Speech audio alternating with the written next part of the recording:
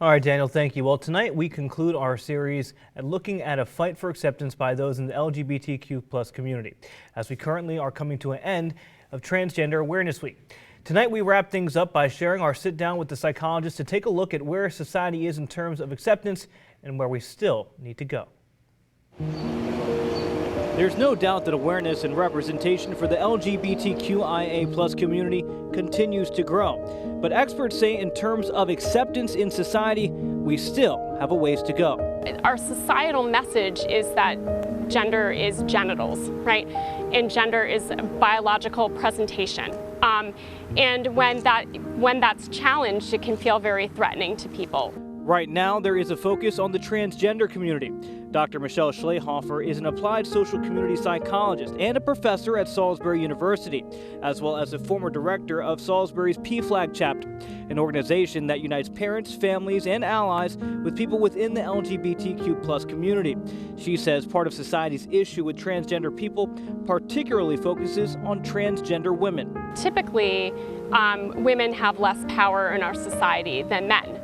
So somebody who is transitioning from a male to a female identity, or claiming that female identity, is by societal standards giving up gender power. Aside from society's ability or inability to accept, taking a closer look, Dr. Schlehofer says we also see that struggle of acceptance within families with LGBTQ+ children. That's where she preaches a model of affirmation. If your child is transgender or non-binary or is just experimenting with their gender or going through an exploration process, that's all completely normative. So these are normative things, and we should just be supporting and affirming our child as they are. According to her, that positive affirmation, even from an adult figure that's not a parent, can literally be life-saving. The data also suggests that all you need is one supportive person in your life. So having one supportive adult for an LGBTQ person, and particularly for a trans youth, reduces that suicide ideation substantially. Without it, she says, that can send children into a tailspin, especially here on the eastern shore of Maryland, where we're told resources for LGBTQ+ youth are lacking. A lot of places you get down here, you reach a dead end. Like, there's not even really a gender therapist down here. I don't have a gender therapist to go to that accepts my insurance. I don't know where to go to. I've never talked to an actual gender therapist. Harper Howard is a 19-year-old trans man who lives in Fruitland and came out as trans when he was 13. For him, he says a lack of affirmation had a huge effect on his life. Although he and his father have now worked on their relationship, others in his family are still distant. Like, I still have family to this day that will not talk to me, that have completely, like, pushed me off. Like, I don't even know what my mom thinks of me.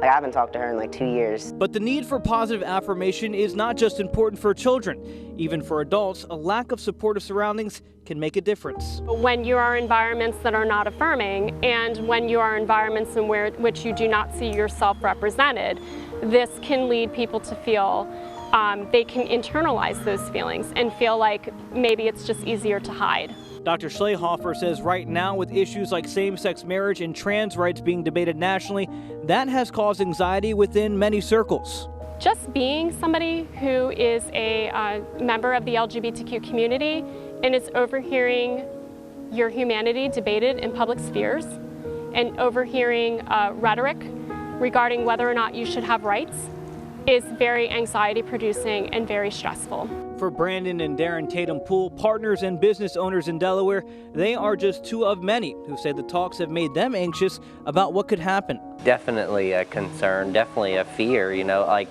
and especially being business owners, you know, like, if something happened to me, does he get it? According to Dr. Schlehofer, the way people can help with that anxiousness is actually pretty simple, and it starts with being an ally.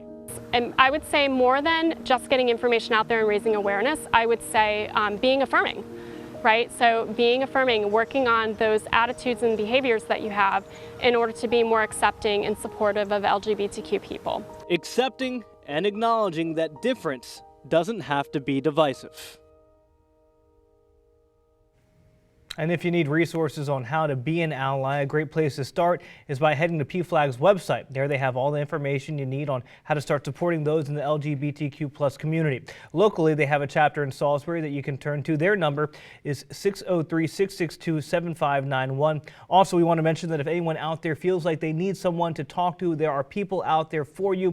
The Gay, Lesbian, Bisexual, and Transgender National Hotline is always available 24/7 at 888-843-4564. Of course, we have all those numbers, all that information, as well as parts 1 through 3 of our series on our website, 47abc.com.